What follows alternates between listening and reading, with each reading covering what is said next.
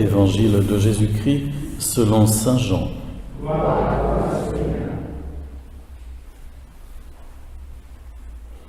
En ce temps-là, Jésus avait donné un enseignement dans la synagogue de Capharnaüm. Beaucoup de ses disciples qui avaient entendu déclarèrent « Cette parole est rude. Qui peut l'entendre ?» Jésus savait en lui-même que ses disciples récriminaient à son sujet.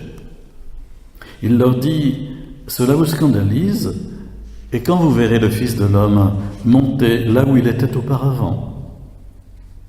C'est l'Esprit qui fait vivre. La chair n'est capable de rien. Les paroles que je vous ai dites sont esprit et elles sont vie. Mais il y en a parmi vous qui ne croient pas. »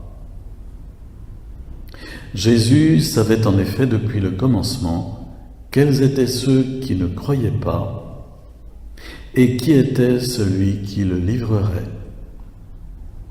Il ajouta « Voilà pourquoi je vous ai dit que personne ne peut venir à moi si cela ne lui est pas donné par le Père. » À partir de ce moment, beaucoup de ses disciples s'en retournèrent et cessèrent de l'accompagner. Alors Jésus dit aux 12, « Voulez-vous partir, vous aussi ?» Simon-Pierre lui répondit, « Seigneur, à qui irions-nous? Tu as les paroles de la vie éternelle. Quant à nous, nous croyons et nous savons que tu es le Saint de Dieu. » Acclamons la parole de Dieu. Louange à toi, Seigneur Jésus. C'est le 5e dimanche de suite que nous écoutons le chapitre 6 de l'Évangile selon saint Jean.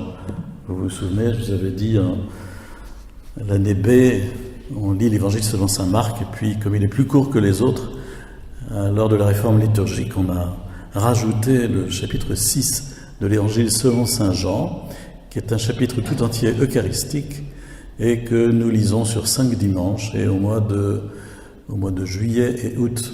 Et ici, c'est la 5e partie, et c'est la conclusion en quelque sorte. C'est le choix final.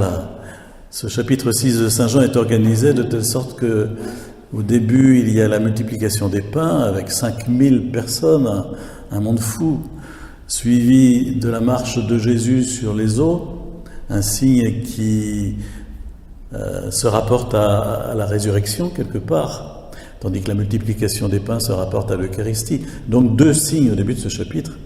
Et puis ensuite, il y a toute une partie où l'on cherche Jésus parce qu'il a traversé le lac et puis on finit par le retrouver. Et alors les gens vont parler avec lui. Et Jésus va faire comme une sorte de méditation ou encore d'homélie qu'on appelle dans le judaïsme un midrash. Il va commenter un verset d'un psaume qu'on lui a donné, du psaume 78. En parlant de Moïse, on lui a dit, mais voilà, dans l'Écriture, il est écrit « Du pain venu du ciel, il leur a donné à manger ». Un verset du psaume 78, « Du pain venu du ciel, il leur a donné à manger ». Et Jésus se saisit de ce verset pour en faire une homélie en 2 parties, « Du pain venu du ciel ». Donc il va parler de sa propre personne comme venant du ciel. Il leur a donné à manger, il va parler de sa propre personne comme étant nourriture. Et puis enfin, 5e partie, c'est le positionnement de chacun par rapport à ces paroles que Jésus a dites. Et vous avez entendu que ce positionnement n'est pas très compliqué à saisir. De 5000 personnes au point de départ, on fait une petite cure d'amaigrissement ou une grosse qui aboutit à 12 personnes. Il ne reste plus que les 12, tout le monde est parti. 2 fois, on nous dit, beaucoup de ses disciples qui avaient entendu déclarèrent « Cette parole est trop difficile, il n'est pas question pour nous d'adhérer à des choses pareilles. » Et Jésus va leur dire « Ça vous scandalise. Et il va ajouter « Mais quand vous verrez le Fils de l'homme monter là où il était auparavant. En disant cela, il parle de son ascension, donc de son origine divine. Il est le Fils de l'homme, il est cet être à la fois divin et humain, tel que Daniel l'avait entreaperçu dans ses visions, et il va retourner dans la gloire du Père avec son corps humain. Cela vous scandalise, et quand vous verrez le Fils de l'homme monter là où il était auparavant, ce sera bien la signature de ma divinité. Mais voilà, il faut accepter de recueillir les paroles de Jésus avec un esprit de foi. Sinon, on décortique tout dans ses neurones et on fait passer au tamis des capacités intellectuelles et finalement, on dit non, pas possible, c'est inacceptable, il est fou. C'est pourquoi Jésus va dire, c'est l'esprit qui fait vivre, l'Esprit Saint, l'esprit de foi, l'esprit de Dieu qui nous permet de recevoir les paroles de Jésus. La chair n'est capable de rien. La chair, c'est-à-dire l'homme laissé justement à ses propres capacités rationnelles, qui essaye de comprendre et puis qui n'y arrive pas, et puis qui rejette la parole de Dieu parce qu'elle lui semble excessive. Et aujourd'hui, vous savez, on est tout à fait marqué par ça. Tous les aspects les plus rudes de l'Évangile, on a tendance à les gommer en disant non, faut quand même un peu plus de souplesse, un peu plus de miséricorde, un peu plus d'accommodement. Et on finit par, au fond, repousser les paroles difficiles de l'Évangile comme étant inacceptables. Et ça, c'est la marque d'un esprit rationnel qui domine sur l'esprit de foi. Car Jésus va jusqu'à leur dire, les paroles que je vous ai dites sont esprit, elles sont vie, mais il y en a parmi vous qui ne croient pas. Jésus le dit bien, il s'agit de croire, et il y en a parmi vous qui ne croient pas. Il y en a même beaucoup, puisqu'ils sont partis. Et Saint Jean ajoute malicieusement, Jésus savait depuis le commencement qui étaient ceux qui ne croyaient pas, et celui qui le livrerait. C'est-à-dire que Judas n'a jamais eu la foi. Il a suivi Jésus sans avoir la foi. On se plaint quelquefois que ça peut exister dans l'Église d'aujourd'hui, mais ça existait déjà au temps de Jésus. Il y a toujours des arrivistes et des gens qui font semblant, malheureusement, et c'était le cas de Judas, et malheureusement, il y en a encore aujourd'hui. Et voilà. Mais Jésus attend de nous cette foi qui est le résultat de l'action du Père dans notre âme, dans notre esprit, dans notre cœur. Personne ne peut venir à moi si cela ne lui est pas donné par le Père. Autrement dit, le Père nous pousse de l'intérieur vers Jésus, vers ses paroles, pour accueillir ces paroles et pour les accueillir comme paroles de vie, comme paroles de lumière. Mais c'est le Père qui agit en nous pour cela. Le Père nous mène à son Fils. Il a tout remis à son Fils et il nous pousse vers le Fils pour qu'à travers lui, nous accueillions ce que le Père a donné. Comme si le Père se masquait au profit du Fils, pour que dans le Fils, nous ayons toute la révélation du Père. Qui me voit le Père, dit Jésus. Mais voilà, ça se termine tragiquement, ça se termine mal. C'est pas une happy end, mais c'est le refrain suivant. À partir de ce moment, beaucoup de ses disciples s'en retournèrent et cessèrent de l'accompagner. Et Jésus dit aux 12, voulez-vous partir vous aussi ? Vous voyez à quel point la situation était, dirions-nous, tendue. Voulez-vous partir vous aussi ? Et alors brusquement, Pierre, saisi par le Saint-Esprit, dit, Seigneur, à qui irions-nous ? Tu as les paroles de la vie éternelle. Il parle, tous les commentaires l'ont toujours dit, au nom des 12. C'est en ce sens-là que Pierre et ses successeurs disent la foi.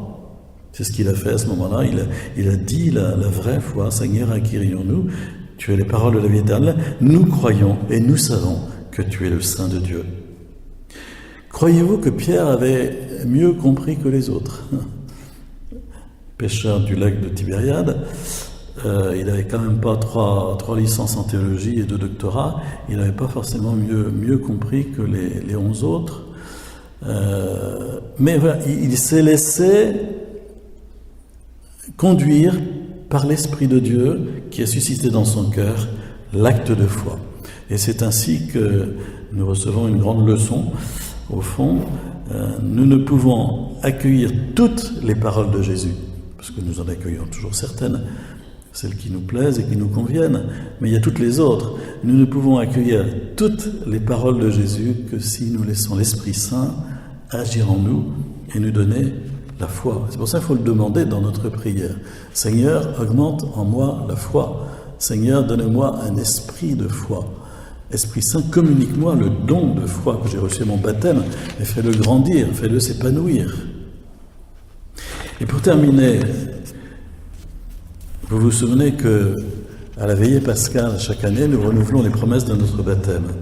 Et personnellement, si j'avais été dans une commission liturgique pour choisir les textes bibliques au moment de la réforme liturgique, j'aurais choisi la première lecture tirée du livre de Josué, qu'on a entendu tout à l'heure, où Josué rassemble les 12 tribus d'Israël et puis les met devant un choix à faire.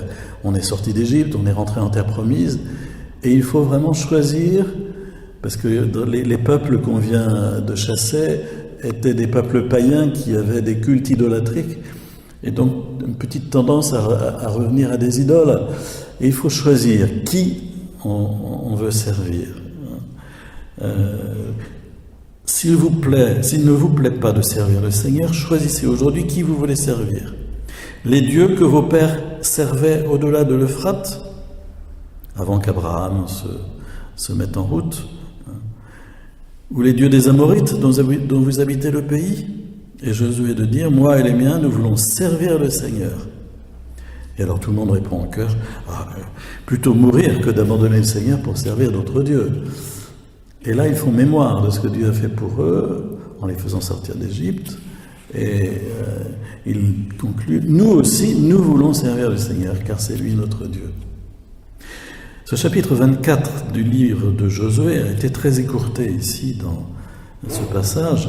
Il y a des tas de versets qui ont sauté pour ne pas... Mais si vous avez le temps de le relire chez vous, vous verrez. Josué chapitre 24.